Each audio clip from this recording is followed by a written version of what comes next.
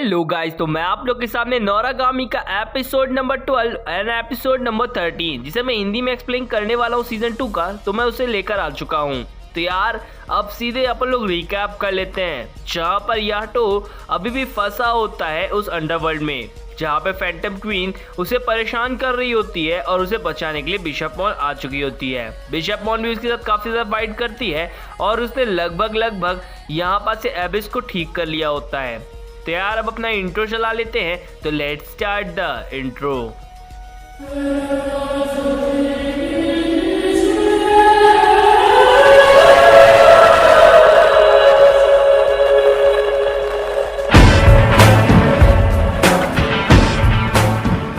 Episode की starting से ही सभी गॉड्स को दिखाया जाता है, जहाँ पे सारे गॉड्स अपना अपना डिसीजन ले चुके होते हैं कि वो लोग एबिस को खत्म कर देंगे सिर्फ अंडरवर्ल्ड जाने और बाकी फैंटम्स पपेट्स का यूज करने के लिए। सीन शिफ्ट होता है और बिशप मॉन को दिखाया जाता है जो कि फाइट कर रही होती है फैंटम क्वीन के साथ। फैंटम क्वीन जब फाइट करती है तो वो अपने बालों से हमला करती है, जिससे हमारे बिशप मॉन की एक रिगालिया जख्मी हो जाती है। बिशप मॉन का एक और रिगालिया जिसका नाम काजुमा है, उसके कान के पास से वो बाली उतर जाती है और वो फैंटम क्वीन के हाथ लग जाती है। फैंटम क्वीन इसे पाकर काफी ज्यादा खुश होती है। बिशप मॉन उस पर काफी ज्यादा चिल्लाती है कि उतने में ही सारे के सारे फैंटम्स यानी जो भी होते हैं वो हमला कर देते हैं बिशप मॉन पर। अब काजुमा भी कुछ नहीं कर सकता था क्योंकि उसका हाथ ऑलरेडी फैंटम क्वीन ने पकड़ के रखा था। बिशप मॉन साथ ही साथ याटो को मोटिवेट करने की काफी बार कोशिश करती है। सीन शिफ्ट होता है और हमें दिखाया जाता है ऊपर की दुनिया में, जहाँ पर एबिस समझ आता है कि अगर कोई भी ह्यूमन जाकर याटो से कोई भी अपनी विशेष मांगे तो शायद याटो वापस आ सकता है। ऐसा करने के लिए ही उसे एक ह्यूमन की जरूरत थी, शायद इसीलिए वो बार बार यूरी की तरफ बार बार इशारा कर रहा था। अब सभी लोग यूरी की तरफ देखते हैं और यूरी समझ जाती कि उसे क्या करना है, तो वो जल्द से जल्द जाती है उस पोर्टल के पास और काफी जोर से याटो का नाम पुकारती है। शिफ्ट होता है याटो की तरफ दिखाया जाता है, जहाँ पे याटो काफी ज्यादा दिक्कत में होता है और उसे फैंटम क्वीन कुछ मछलियां खाने को देती है जो कि सड़ चुकी होती हैं। अब ये सारी चीजें बिशप मॉन भी देखती है, लेकिन वो कुछ नहीं कर पा रही होती है और साथ ही उसका रिगैलिया भी अब काफी ज्यादा कमजोर होता जा रहा था। तभी वो एक चाबुक रिगैलिया वहां पर आती है और वो काफी जोरदार हमला करती है, जिससे काफी बड़ा धमाका होता है। वहाँ पे जितनी भी फैंटम्स होती हैं वो सारी हट जाती हैं बिशप मॉन के ऊपर से और बिशप मॉन एक तेज रोशनी के साथ बाहर की तरफ निकल जाती हैं। याटो भी अपने पैरों पर खड़ा हो चुका था और देखता है कि बिशप मॉन जा चुकी है, जहाँ पर हमारी नोरा उसे बताने की कोशिश करती है। सीन शिफ्ट होता है और हमें दिखाया जाता है बिशप मॉन को, जो कि ये सब काम करने में नाकाम रहती है और अब सारी जिम्मेदारी यूरी के ऊपर ही होती है। अब ये सभी लोग डिस्कशन करते हैं कि याटो को कैसे बाहर निकाला जाए, क्योंकि वो पोर्टल भी अब धीरे धीरे बंद हो रहा होता है। लॉर्ड ऑफ प्रॉपर्टी भी इस चीज़ को लेकर काफ़ी ज़्यादा चिंता में आ जाती हैं। अभी यूरी और यूकी सभी लोग उसकी बात सुनते हैं, यानी कि एबिस की, और जो कि काफ़ी सीरियसली बताता है। अब वो बता ही रहा होता है कि उसे बुलाने के लिए, कि तभी ऊपर देखते हैं सभी लोग कि आसमान में कुछ गॉड्स आए हुए हैं। सीन शिफ्ट होता है और याटो अपने आप को छुड़ाने में लगभग कामयाब होने ही वाला होता है कि उतने में ही वहाँ पे फैंटम क्वीन आकर याटो को एक बार फिर से पकड़ लेती हैं और उसे जबरदस्ती वो सड़ी हुई मछली खिलाने की कोशिश की जाती है, जहाँ पे याटो अपने फ्लैशबैक्स को याद करता है और उसके ऊपर बालों आने लगते हैं आंखों के सामने और उसकी आंख पूरी मुड़ जाती है। दूसरी तरफ हमें दिखाया जाता है कि गॉड्स आसमान में एक बादल का फॉर्म लेकर आए हैं और वो एबिस को खत्म करना चाहते हैं। ये वो डिसीजन ले चुके हैं और वो सभी गॉड्स को बताते हैं और ये डिसीजन हाई कमांड की तरफ से आया हुआ है, यानी कि गॉड्स की तरफ से, जो कि सुप्रीम गॉड होते हैं और उन्हें सब कोई जानता है। अब ये गॉड का वो बात को नकार नहीं सकते थे, लेकिन नीचे जो एबिस खड़ी है, बिशप मॉन खड़ी है, वो बार बार यही कहती है कि ऐसा मत करो, ये काम गलत है और हमें प्रूफ करने का एक मौका दिया जाए। लेकिन वो किसी की बात नहीं सुनते और हमला करने के लिए रेडी हो जाते हैं, जिस पर बिशप मॉन सामने खड़ी होती है और एबिस कहता है कि ऐसा तुम क्यों कर रही हो।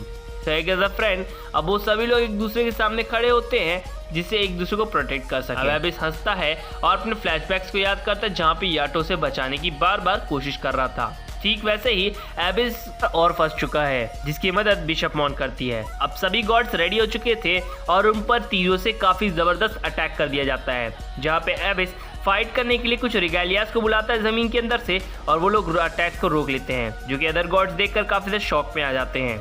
यहाँ पास में दिखाया जाता है कि वो सारे के सारे तीरों को एबिस अपने छोटे मोटे रिगालिया से ही रोक पा रहा है और यहाँ पास से वो सभी लोग देखते हैं कि तभी यूरी पर एक तीर लगते लगते बचता है। जिसे यूकी ने रोकता है। यहाँ पास से अब वो पोर्टल धीरे धीरे बंद होने लगता है, जहाँ पे डाई गोकू की मदद से एक बार फिर से वो पोर्टल ओपन करने की कोशिश की जाती है, लेकिन अब ये पावर इतना ज़्यादा कम नहीं आता। अब वो पोर्टल धीरे धीरे फिर से बंद होने लगता है, जहाँ पे लॉर्ड ऑफ प्रॉपर्टी कहती है ह्यूरी तुम्हें शायद एक बार और ट्राई करना चाहिए।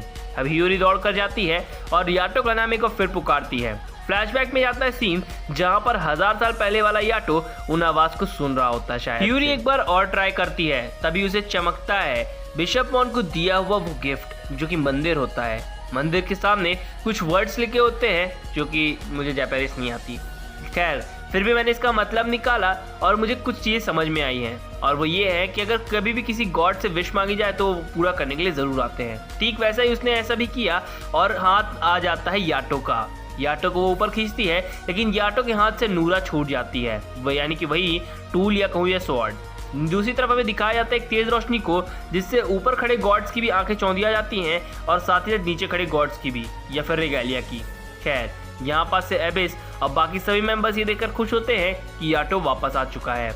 यूरी इस बात से काफ़ी ज़्यादा खुश होती है कि याटो वापस आ चुका है, और वो उससे थैंकफुल कहता है यूरी कि तुमने मुझे वापस बुला लिया।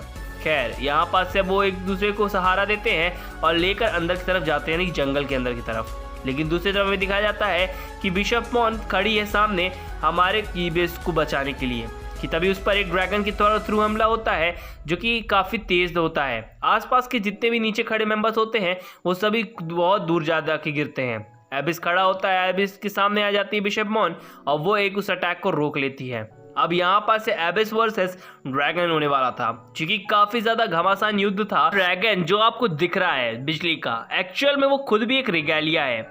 जिसके बाद हमें दिखाया जाता है बिशप मॉन को, जो कि अपने काजुमा के थ्रू ड्रैगन की पोजीशन और कमजोर पॉइंट ढूंढने की कोशिश की जाती है। जहाँ पे हमें दिखाया जाता है बिशप मॉन को, जो कि काफी चालाकी से उस गॉड के रेगालिया पर एक कट मारने में कामयाब हो जाते हैं, जिससे उसके माथे से काफी ज्यादा खून निकलता है। अब यहाँ पास से दिखाया जाता है काजुमा को, जो कि उस ड्रैगन को अपने हाथ से ही पकड़कर उसे ब्लास्ट कर देता है, जिसका खून पूरे गॉड्स के ऊपर जाता है। दूसरी तरफ जंगल के अंदर दिखाया जाता है जहाँ पे ह्यूरी अंदर सहारा दे रही होती है, कि तभी यहाँ पर याटो बात करने लगता है यूकीने से, क्योंकि यूकीने उसे काफ़ी लंबे समय से चिल्ला रहा होता है।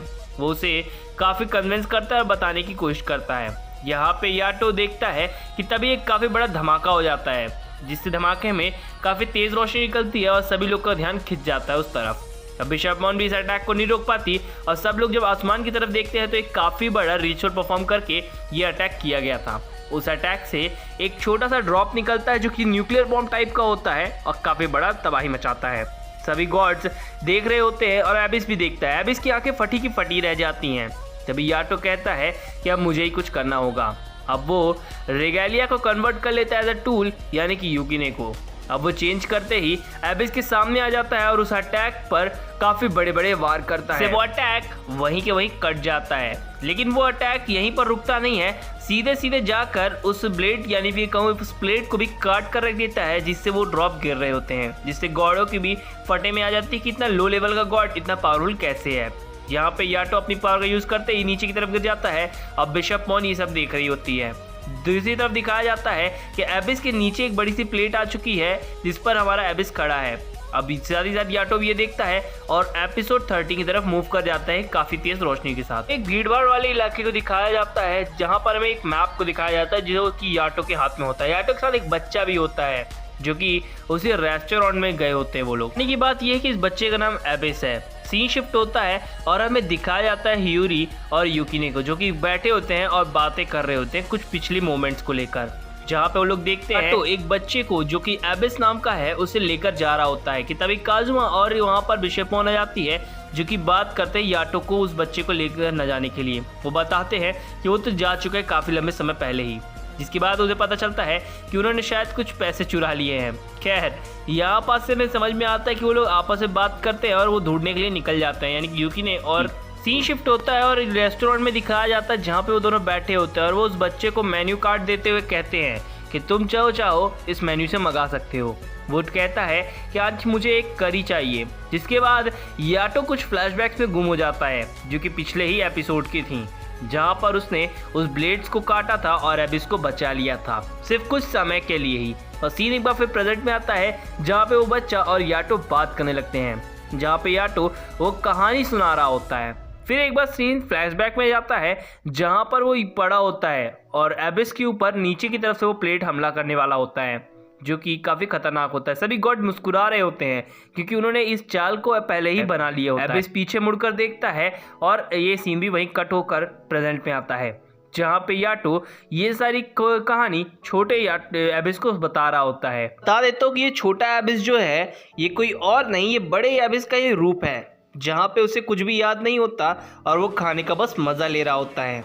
जहाँ पर वो बताता है यानी कि एबिस कि वो जब आया तो वो पहली ही नज़र में इस दुनिया को काफ़ी ज़्यादा प्यार करने लगा, क्योंकि इस लोग धरती पर काफ़ी ज़्यादा लोग मेहनत कर कर अपना जीवन यापन करते हैं। कहता है कि हाँ, हो सकता है किसी को किसी चीज़ में खुशी मिलती रहती है। छोटा एबिस कहता है अगर ऐसी बात है तो हम एक काफ़ी अच्छे दोस्त बन सकते हैं। जिसके बाद वो बात कर ही रहे होते हैं कि वो कहता है कि हो सकता है आगे चलकर हम एक काफ़ी अच्छे फ्रेंड बने, और ये भी कहता है कि अगर मैं मरना डिज़र्व कर रहा था अपने पिछले मतलब यानी बड़े वाले रूप में, यानी कि मैं काफ़ी बुरा गॉड था।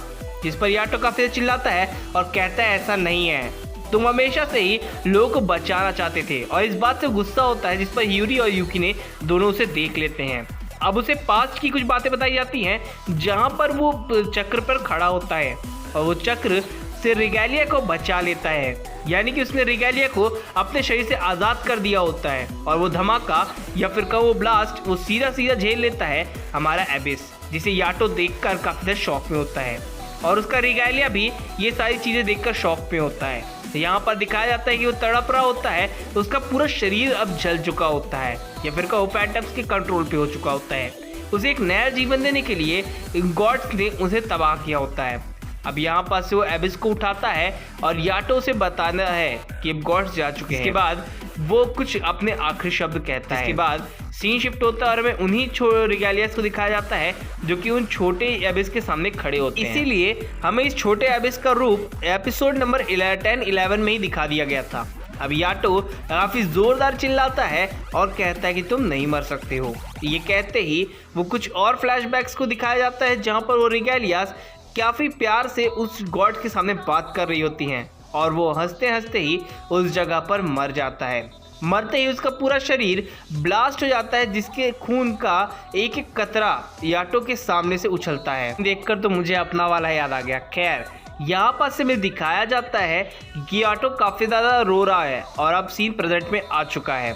सीन एक बार और शिफ्ट होता है और बिशप मॉन्ट की महल की तरफ मुड़ जाता है। पर सारे के सारे गॉड्स अब धीरे धीरे इंटेरोगेट कर रहे होते हैं छोटे एबिस को। यहाँ पर से वो एबिस बताता है कि वो चाहता है कि मेरा रिगेलिया जो कि बना हुआ था तो वो मेरा नया वॉइस मेडर बने। जो कि पुराना वाला रिगेलिया है उसने मेरी हिस्ट्री जानता है, इसलिए वो उससे जाने देना चाहता है। जिस पर सभी लोग एग्री करते हैं और वो बिशप मॉन्ट को ऐसा पागल बताता है। जहाँ पे वो कहता है ये तुम्हें किसने बताया, तो वो बताता है कि तुम्हें ये याटो ने मुझे बताया। जिसके बाद उसका चेहरा देखने लायक था। और हमें दिखाया जाता है कि एबिस की जो न्यू रिगेलिया या फिर कहो न्यू वॉइस मेडर होता है उसके साथ कुछ बातचीत की जाती है, जहाँ पर वो ब्रश ल्यूकस के बारे में बताता है जिससे वो काफ़ी सारे फैंटम्स को कंट्रोल किया करता था। उसने एक ऐसे फैंटम को कंट्रोल करने की कोशिश की थी जिसकी वजह से उसकी तबीयत खराब हो गई थी और उसके पूरे शरीर में फैंटम्स के जहर फैलने लगे थे, या फिर कहो उसका शरीर सड़ने लगा था। जिस पर सभी गॉड ये सारी बातें सुनते हैं और हमें दिखाया जाता है उस छोटे रिगेलिया को, जो कि अब प्यार का एक प्रतीक बन चुका होता है, या फिर कहूँ अब वो सभी से प्यार करता है। वो शेर को पैसे भी देता है, लेकिन शेर मना कर देता है कि मुझे पैसे नहीं चाहिए। अब ये सभी गॉड्स अब अपना अपना डिसीजन लेते हैं और बात कर ही रहे होते हैं। सभी लोग को ये आइडिया काफ़ी ज़्यादा पसंद आता है कि अब वो नए रिगेलियस के साथ कुछ प्यार वाली बातें ही सीखे तो अच्छी बात है, क्योंकि अभी ये बच्चा है और इसे अपने हिसाब से ढालना काफ़ी आसान होगा, बस इसे बुराई के साथ ना रखा जाए तो।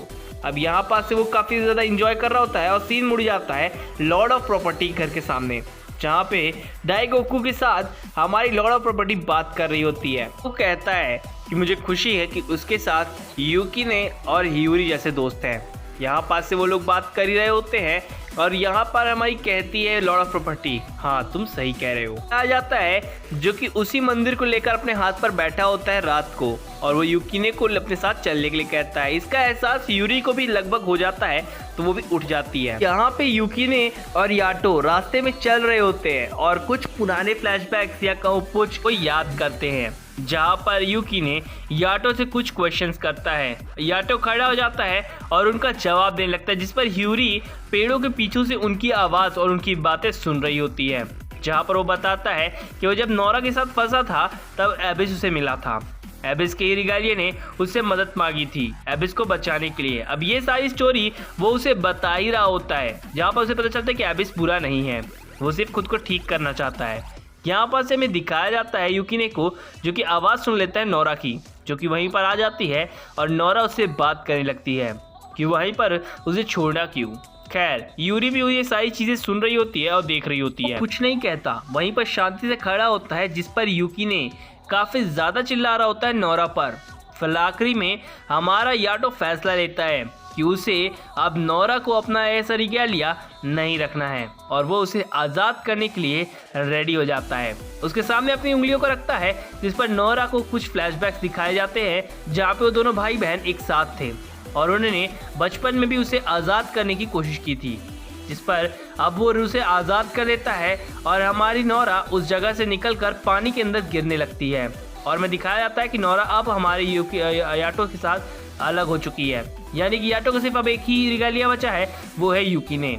अब युकिने इस बात से थोड़ा सा खफा होता है, लेकिन फाइनली अब वो मान जाता है कि याटो बुरा नहीं है, अच्छा है, दिल का साफ है। अब दोनों ही लोग बहस कर रहे होते हैं कि पीछे से यूरी आती है और उन्हें क्लैप करके बताती है, और हमें यहाँ पर ये दिखाने की कोशिश की जा रही थी कि एक नया सवेरा आ चुका है एक नई सोच के साथ, जहाँ के यूरी को दिखाया जाता है। मुझे लगता है कि अगले सीजन में शायद ये लोग शादी भी करें तो मुझे ज़्यादा आश्चर्य नहीं होगा। खैर यहाँ पे एक दिखाया जाता है स्टॉर्म को, जो कि फैंटम स्टॉर्म होता है, और हमारा युकिने अब ये सारी चीज़ें बताता है। अब दोनों ही फाइट के लिए रेडी होते हैं अब उस फैंटम को ख़त्म करने के लिए, जहाँ पे याटो अपने युकिने के साथ निकल जाता है उस फैंटम को ख़त्म करने के लिए, और एपिसोड यहीं पर दम तोड़ देता है। अगर आपको मेरा चैनल का एक्सप्लेनेशन अच्छा लगा हो तो प्लीज़ इस चैनल को सब्सक्राइब कर देना और इंस्टाग्राम पर फॉलोवर्स भी बढ़वा दो यार। Thank you.